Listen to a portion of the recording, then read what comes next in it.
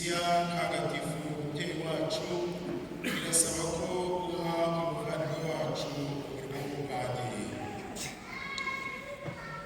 Uzise ko abikwiye nkurikije umwanzuro byabajijwe imbaga y'abakristu hamwe n'icyemezo cyatanzwe n'abashinzwe kumenya, ndahamya ko basanze abikwiye.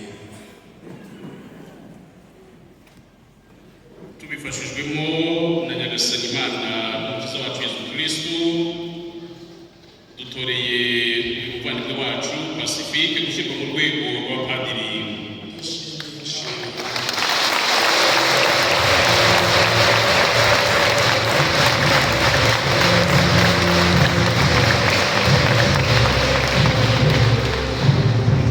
Muri uyu mwanya tugiye gutega amatwi inyigisho y'umwepiskopi. Umwepiskopi aratwigisha twese muri rusange, adusobanurira uko umurimo w'ubupadiri uteye.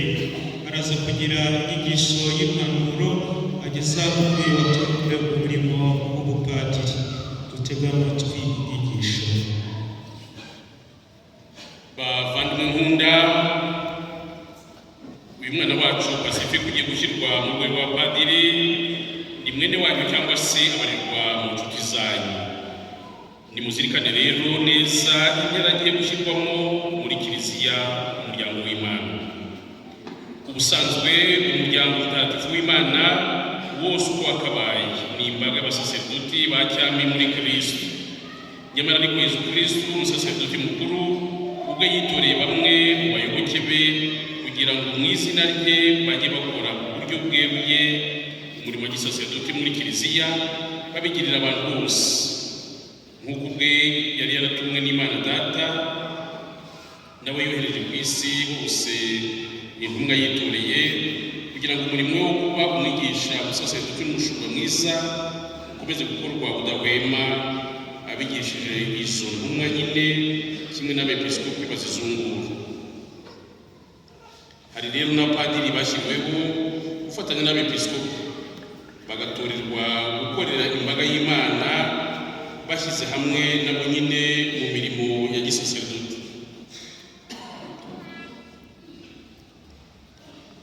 Nk'uko byasuzumwe bihagije, uyu muvandimwe wacu Murora Pacifique ubu agiye gushyirwa mu rwego rw'abapadiri kugira ngo yegukire gukorera Kristo, we mwigisha, umusaserdoti n'umushumba utuma umubiri we bwite ari mu kiliziya ugenda uko ugasagamba, ukaba kuko umuryango mugari w'Imana ugahinduka ingoro yawe ntagatifu.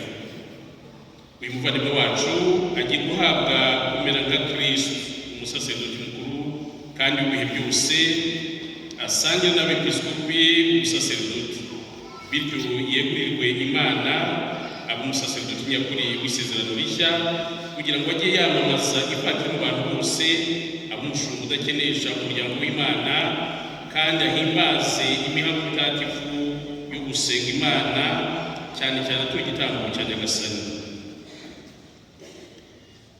Nawe rero umwana wanjye nkunda Pacifique, wowe ugiye gushyirwa mu rwego wa padiri, uzajya witanga utiganda, utunganye umurimo wo kwigisha uvuga rumwe na Kristo, umwigisha mukuru. Ijambo ry'Imana wakiranye ibyishimo, urashishikarire kurigeza kuri bose. Urahugukire kuzirikana amategeko ya Nyagasani, wemere ibyo usoma mu gitabo gitagatifu, ibyo wemera ubyigishe, n'ibyo wigisha wihatira kubikurikiza mu migirire yawe. Inyigisho rero utanze zirajye zibera imbaga y'Imana ifunguro n'impumuro imibereho yawe igwe neza abayoboke ba Kristo, bityo ijambo ryawe, ijambo riguturutsemo n'urugero utanze ryubake ya ngoro ariyo kiliziya y'Imana. Undi murimo kandi ushinzwe ni uwo gutagatifuza abandi muri Kristo. Koko rero umurimo wawe ni uwo gufasha abayoboke b'Imana kwitura igitambo cy'imitima yabo, bacunga ku gitambo cya Kristo, ni nacyo nyine ibiganza byawe bizajya bitambira kuri alitari ku buryo udasesa amaraso mu ihimbaza y'ukarisitiya ntagatifu. Urajye rero umenya icyo ukora mu mibereho yawe, ukurikize ibyo ugirira mu mihango mitagatifu, maze uhimbaze urwibutso rw'urupfu n'izuka bya Nyagasani, aba ari nako wihatira guhashya muri wowe ingeso mbi zose no guhamya ibirindiro mu buzima bushya. Utumwe kwagura umuryango w'Imana winjizamo abantu bw'abatisimu. Utumwe gukiza abantu ibyaha, utanga isakamento rya penitensiya mu izina rya Kristu n'irya Kiliziya. Utumwe gutabaza abarwayi amavuta matagatifu. Utumwe guhimbaza n'indi mihango mitagatifu. Kandi uko amasaha y'umunsi agenda asimburana, uzajye usohoza ku Mana ibisingizo hamwe n'amasengesho kwishimira cyangwa se kwitakambira mu izina ry'umuryango wayo wose, utibagiwe n'isi yose. Igihe rero uzaba ukora ibyo byose, ujye wibuka ko watoranyijwe mu bantu kandi ugashyirwaho gufasha abantu mu byerekeye umubano wabo n'Imana. Uwo murimo wa Kristo umusaseridoti mukuru uzawurangize neza, ukorane ibyishimo bitageruka hamwe n'urukundo ruzira kuryarya, udakurikiranye inyungu zawe bwite, ahubwo ugamije iteka ingoma ya Kristo. Ikindi nagira ngo ndangizeho mwana wanjye nkunda Pacifique, nuko urugero rwawe utore kujya ukora umurimo wa Kristo, umutwe n'umushumba wa Kiliziya, ukawitaho rwose wunze ubumwe n'umwepiskopi kandi umwumvira. Urihatire kumvira abayoboke b'Imana mu muryango umwe, kugira ngo bayobore Umwana Data banyuze kuri Kristo kandi bafashijwemo na Roho Mutagatifu. Kubera iyo mpamvu rero, uragiye witegereza udahwema urugero rwa Kristo, umushumba mwiza, we utarazanywe no kugaragirwa, ahubwo wazanywe no kuba umugaragu wa bose, ushakashaka no gukiza ibyari byarazimiye.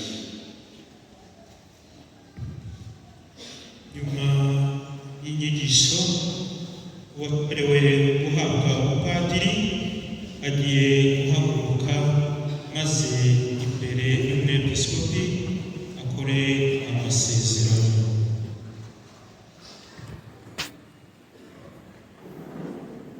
Umwana wanjye nkunda Pacifique, mbere y'uko ujya mu rwego rw'abadiyakoni b'abapadiri, ni ngombwa ko ubanza gutangariza imbere y'ikoraniro ry'abakristu imigambi ufitemo byerekeye umurimo ugiye gushinga. None rero urashaka kuzajya ukora udahwema ubusaseridoti bwo mu rwego rw'abapadiri, ugahora ukereye kuba umwungiriza udahinduka w'urwego rw'abepiskopi, mu kuragira neza ubushyo bwa Nyagasani uyobowe na Roho Mutagatifu. Ndabishaka. Urashaka kuzajya ukorana ubwitonzi budahwema imirimo yerekeranye n'ijambo ry'Imana, wamamaza ivanjiri kandi usobanura bose amahame y'ukwemera Gatolika. Ndabishaka.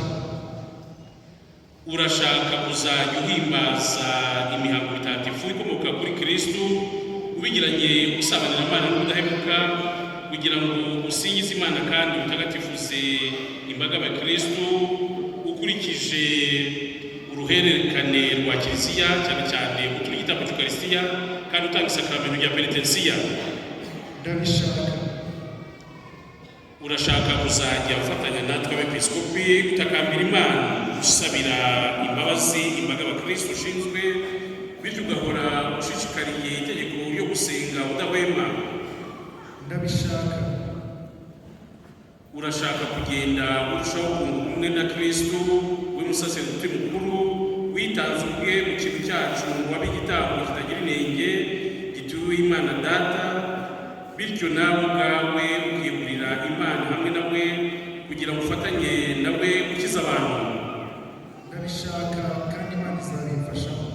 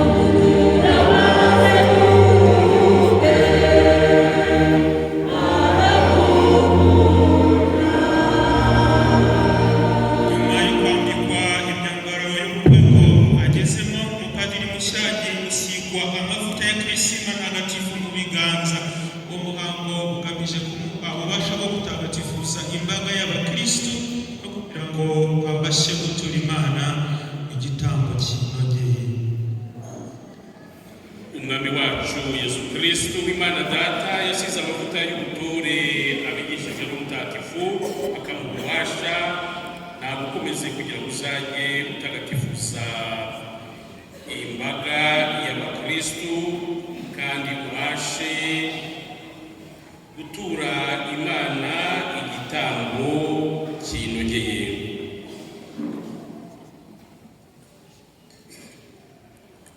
Noneho hakurikiyeho umuhango wa projection. Umupadiri mushya agiye guhabwa ibikoresho ngenerwa mu murimo we w'ingenzi wo gutagatifuza imbaga atura hamwe nayo igitambo cy'Eucharistia. Ibyo bikoresho ni umugati hamwe na kalisi irimo divayi n'amazi bigenewe guturwaho igitambo. Kristo nyagasani we musaserdoti iteka wo mu cyiciro cya Melkisedeki yatuye umugati na divayi, akira ituro ry'imbaga ntagatifu rigenewe gusohozwa ku Mana. Jya umenya icyo ukora, ukurikize icyo ubwirwa n'imihango mutagatifu uyimbaza, maze imibereho yawe uyihuze iteka n'ibanga ry'umusaraba wa Nyagasani. Umupadiri mushya akimara gushyikirizwa ituro ritagatifu, umwepiskopi agiye kumuhobera amwifurize amahoro. Tubikurikirane.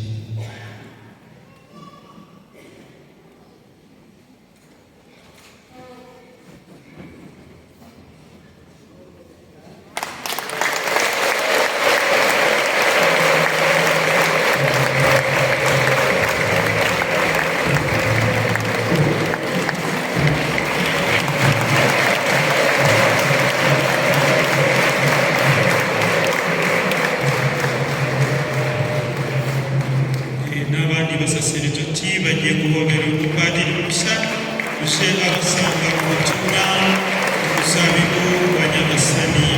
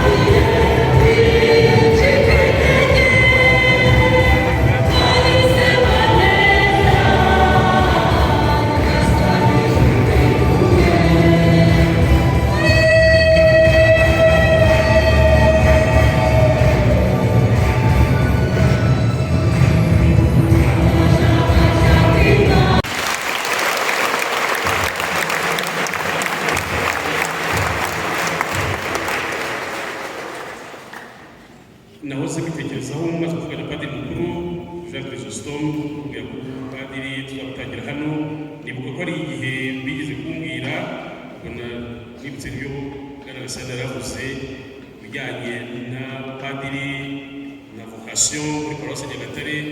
Ndumva ari igihe nigize gushaka kuza gutangira ibice imirimo ijyana ku saserdoti n'ubudiyakoni hano muri Paruwasi Nyagatare. Icyo gihe ntibyakunda, sinzi impamvu bitakunze, ariko haje ikisubiyeho umunsi wa padiri hano iwacu Nyagatare.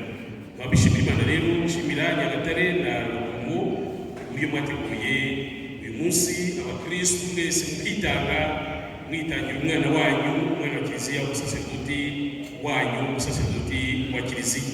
By'umwihariko ku Nyagatare Padiri Pacifique yakoreraga ubutumwa mu mwaka wo kwimenyereza. Muramuzi, arabazi, mwaramukunze, yarabakunze mwese, kandi mwishimiye kubana abakirisitu, mwishimiye kubana nawe mu seminari, kubana nawe mu diyakoni, aje kubasura uyu munsi, mukaba mubanye nawe yakira ingabire y'ubusaserdoti. Paruwasi Nyagatare ndabashimira ku mutima uburyo mwatwakiriye kandi mwateguye mwafatanyije na Rukomo gutegura uyu munsi. Padiri Yasa Pacifique amaze guhabwa padiri, ajya muri kano kanya yigira imbere, ajya gutangira ubutumwa. Twamuha ubutumwa kuba umurezi mu iseminari ntoya mu Besero, azajya gukora ubutumwa bwe bushinzwe imyitwarire y'abana.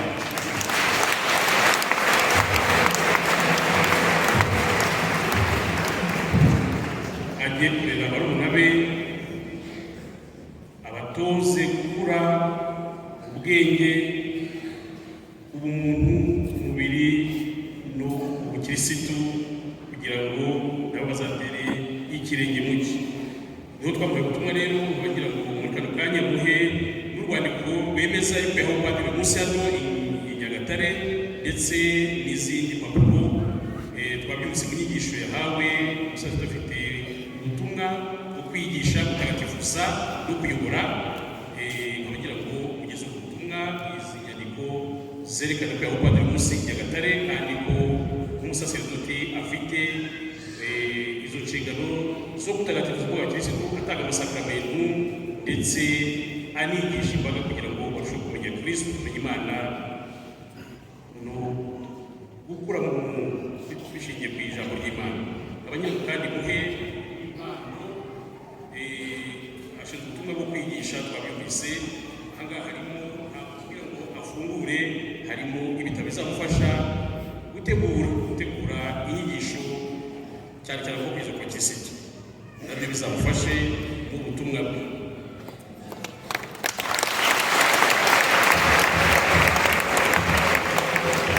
Ubundi icyo nasoza mwifuriza yabivuze, kandi nshaka ku gitondo njya ku nyigisho namuhaye iri mu gitabo. Ahangaha icyo Padiri Pacifique nagusaba, nanakwifuriza uzajye mu gihe uzirikana kuri iyi nyigisho wahawe mu itangwa ry'umusaserdoti uhabwa padiri, n'ibyo bizagufasha buri gihe ukure buri munsi wisanisha na Kristo, wifuza gusa nawe, kugira ngo ubutumwa bwawe uvuge icyo akubwiye, ukore icyo akwifuzaho, maze ube umuhamya n'intangarugero w'ibyo wigisha. Icyo kwifuriza. Isi yacu iki gihe irimo byinshi. Umusaserdoti icyo Kiliziya yifuzaho n'icyo Yezu Kristo akwifuzaho, ni uko buri munsi uharanira gusa nawe, ntuse n'isi, wisanishe n'isi, ahubwo buri munsi uharanira kwisanisha na Yezu Kristo umuhamagara kandi akagutuma. Icyo kwifuriza umusaserdoti, ibyishimo byawe nk'umusaserdoti ntabwo uzabikura kuba buri munsi uri kumwe na Kristo mu isengesho ritaretse. Twabyumvise umusaserdoti urangwa n'isengesho, yisabira, asaba n'umuryango w'Imana. Isengesho gutagatifuza, nawe ugahabwamo ugiye gutagatifuza abandi. Ndakuvuga umusaserdoti w'isengesho, usenga igihe n'imburagihe, yisabira kandi anasabira umuryango w'Imana. Ikizakujyana kuri isengesho, gahunda izakujyana kuri isengesho cyangwa gatuma isengesho waryibagirwa, uzabe ko iyo gahunda ntabwo ari gahunda ikomoka ku Mana, gahunda ikomoka kuri isengesho. Ndakwifuza rero umusaseridoti w'isengesho usenga yisabira kandi asabira n'abakristu ashinzwe. Abagira musoze rero, shimira mwese abitabiriye umunsi, abasaseridoti bakuru bawe Pacifique baje kwifatanya nawe munsi. Nacyo ni ikimenyetso gikomeye cy'ubwo butumwa bw'umuhamagaro rusange, ubutumwa dusangiye. Hashimira abaje baturutse hirya no hino. Hari abatubwiye baturutse mu gihugu cya Uganda. We have among us a big delegation from Uganda. I would like to thank you very much for your coming and being with us. It is a sign of solidarity, a sign that we are one church. Once again, thank you very much for your coming.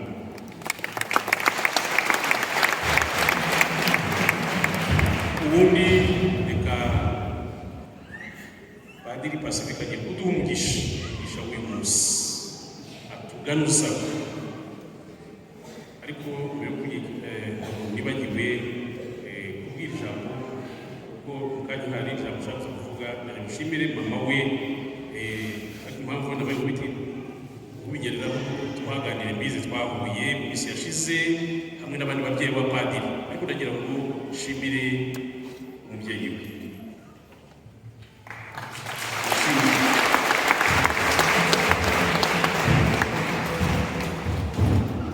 Burya ntabwo bikunze kuba kenshi bihabwa bakeya kugabira Imana. Ntabwo upfa kugabira Imana, ntabwo. Ariko uyu munsi umubyeyi wagabiye Imana, wayihaye intore. Nicyo gikomeye, nta na rimwe uzicuza ko wahaye Imana. Umubyeyi ndagira ngo uvuge rwose bose babyumva, ntabwo uzigira wicuza ko wahaye Imana, ahubwo bizaba bigutera ibyishimo amanywa nijoro. Nka Kiliziya turagushimira n'umuryango wose mugari ko mwahaye Imana, kandi umusaseridoti, kandi umusaseridoti muhaye Imana, imuhaye Kiliziya, imuhaye bose. Mubyeyi turagushimira n'umuryango wawe wose w'impano nziza muhaye Imana. Umupadiri Iyasa Shema Pacifique, ndagushimiye by'umwihariko mu izina rya diyoseze ya Byumba. Ubundi reka rero turavuga twakira umugisha, agiye kuduha umugisha atuganuze, hanyuma umugisha tugiye guhabwa umuherekezi kubanza nk'umugisha, narangiza nawe aho umugisha, namwe aho umugisha, twakire twese umugisha w'Imana. Harigira hano imbere.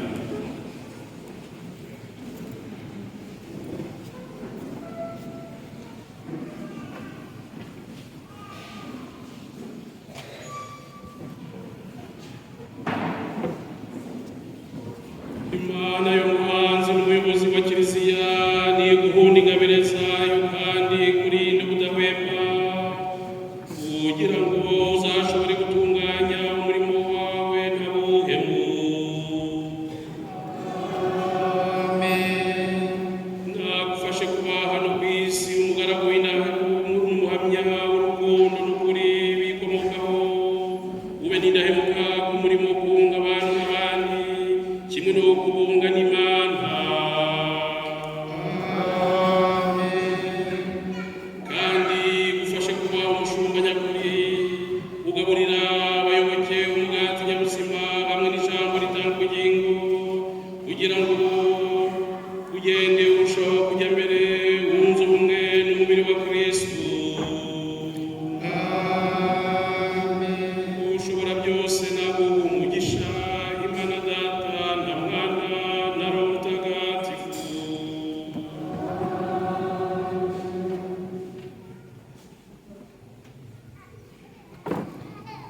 Nyagasani Yesu n'abane nawe.